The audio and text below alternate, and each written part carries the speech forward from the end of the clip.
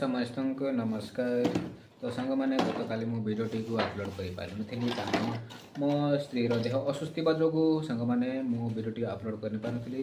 ତ ଆମେମାନେ ଗତ ଦିନରେ ମେଡ଼ିକାଲରେ ଥିଲୁ, ତ ସେଥିପାଇଁ ତ ସାଙ୍ଗମାନେ ଦେଖନ୍ତୁ ଏସବୁ ମେଡ଼ିସିନ ଡକ୍ଟରମାନେ ଦେଇଛନ୍ତି ମୋର ସ୍ତ୍ରୀର ପାଇଁ, କାରଣ ତା'ର ଡାଇବେଟିସ୍, ସେଥିପାଇଁ ଏତେ ଗୁଡ଼ିଏ ସାଙ୍ଗମାନେ ଦେଖନ୍ତୁ, ଦେଖିପାରୁଥିବେ, ଜାଣୁଥିବେ ବି ଏତେ ଗୁଡ଼ିଏ ସାମାନ ଦେଖନ୍ତୁ ଏତେ ଗୁଡ଼ିଏ ସାମାନ ସବୁ ଦେଖନ୍ତୁ, ପେପର ଗୁଡ଼ା ସବୁ ରେଜିଷ୍ଟର করে ସବୁ କଥା ଦିଆଯାଇଛି। ଏତେ ସାରା ମେଡ଼ିସିନ ବି ଦେଖନ୍ତୁ।